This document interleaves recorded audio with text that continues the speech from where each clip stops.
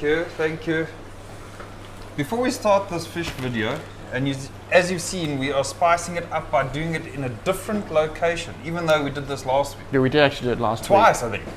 Yes, we had 2 videos here. That's actually very rare for us. We should have done it somewhere else, Ethan. No, I quite like here.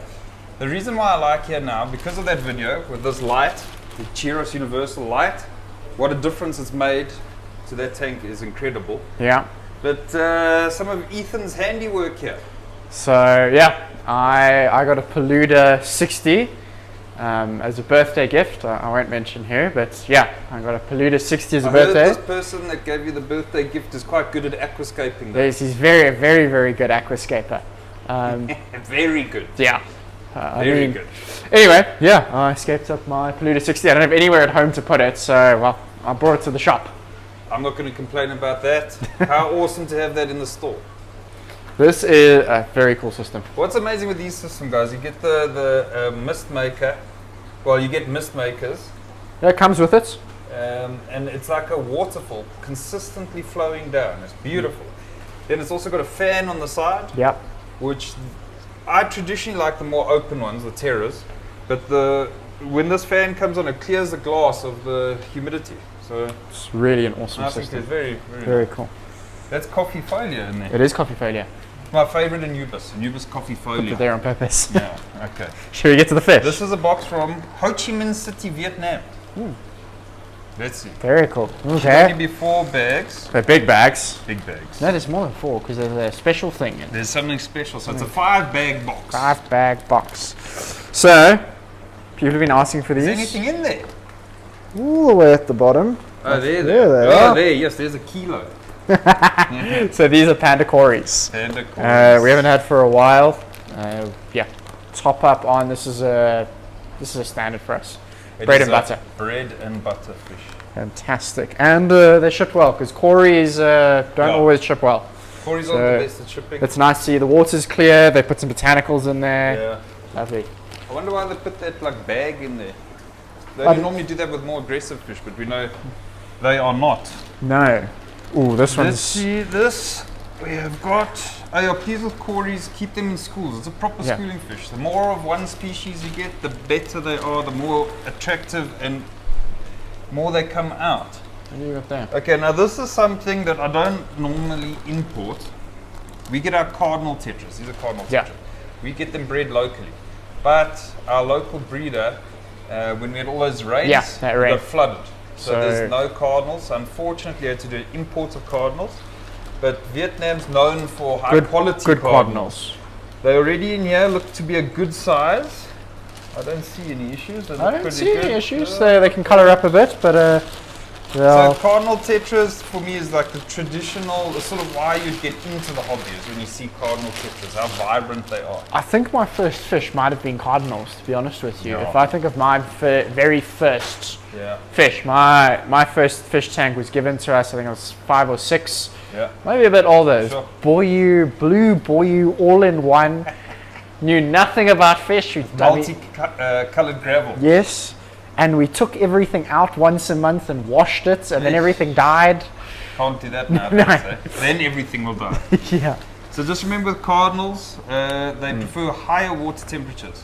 You can take from 26, they're good. Yeah. 26 to 30, quite happy. Cooler than that, they start attracting white spot too readily. I was about to say, especially now winter, we're coming up midwinter, it's getting really cold, so you're going to want to make sure that your heater's working. Make sure you've got a good heater. So, the Via Aqua ones or the Dolphin ones, those are sort of our entry-level ones. Those are really fantastic. We use them throughout the shop. If you want something a bit more reliable, more efficient, we've got all the way up to the Eheims. Those are tried and true. That's like one of the best heaters, all the way up to 400. Our prices are pretty good on them. I'm pretty sure we're the cheapest there is. We could be, possibly. So that comes all the way up to a 400 watts. And then if you got a serious tank, then you're gonna want a Chiros inline. And if you like gadgets.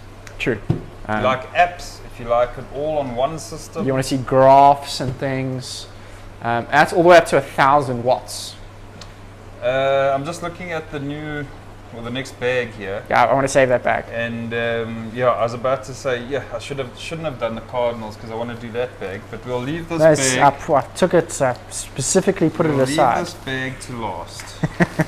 There should be another layer here. Oh, we got a box in a box. Whilst Ethan's busy with the box there, you'll see this box got checked by the authorities again. Box section. So it must be legal then. Huh? I don't know, is that legal? Probably, yes. Let's see, why not? Okay. Do they look as good as we think they look? They look good, they're very small though. Okay, that's fine. Well, these fancy things, they often send them small, very small. But you know what it is? Small fish adapt to different water parameters a lot more readily than the bigger fish. Do you want that one or do you want that one? Just take. Okay. This is probably one of my least favorite fish to catch. Oh yeah. Yeah. So I can't believe we're ordering another bag already. We flew into these. So if you haven't guessed it already, just by the shape. Looks like a stingray. Yeah. These are Hillstream loaches. Check, here's the oak right at the top here. This is what they do. There we go. No, he's in. Hillstream loach. And the reason I say I don't like catching them is they are stubborn and they'll stick to the side of the glass. So on a busy Saturday when you've got lots of people here and you've got to catch like a couple of Hillstream loaches, it takes a bit of time. It's when you hope the customer's not watching you. Yeah, pretty much. It's quite something. It can be quite stressful. Is this the, I know you always tell us we get the different kind. Is this that? The lineata, Is that this? Reticulated, Joe. We could okay. only order them. Okay. The normal Hillstreams are quite nice themselves, but this is just a better looking one. And why not have the better looking one for 20 bucks extra? It's not like you're buying 100 of them, you know, you're getting 3, 4 of them, like that's it. You might as well spend an extra 20 bucks, get the better one. And apparently they're pretty decent algae eaters. Prof swears by that they're, I mean, I know they're algae eaters. They're in here. Yeah, he's got a couple in here. I got a picture. I'll see if I've got the picture. I'll add it to the video. There's a few in here. They prefer cooler water. And if you are an experienced fish keeper and you've got all the skills and equipment, and if you are the head researcher for Aqua Empire, i.e. Merrick, you can breed them. Yeah, you can breed them. Yeah, I actually quite a few. I was very, very fortunate. I went to his house last Friday and I got to see these baby Hillstreams in person. So cool, eh? They are tiny. I mean, the tip of your pinky nail, they're minute, but they kind of look, they've got a panda color to them. They're striped at the moment. They're a bit different to the adults. Very, very cool. It's amazing that he's been able to breed them, and not in a breeding system, in an aquascape of all things. Yeah. All right, so then let's do this. What is this here? I don't know. It looks small. I know what it is. These are an orange fish. And they're called Ember tetras. Oh, embers. Although most people, when you come in to buy them, most people ask for amber tetras. Really? People associate amber with the color more, but I suppose that would actually make a lot of sense. Ember tets, friendly, small, schooling, hardy. Like we don't have trouble with embers at all ever. And but get a few though. They can be a little bit shy if they're in smaller numbers. So get a few of them because it's a small fish. Obviously, they can get eaten by many bigger fish. So they're a little bit cautious, but you get a few together, then they're quite active. And when they mature, I mean, you mentioned they're orange. Generally in the stock tanks, they are an orange color. Yeah.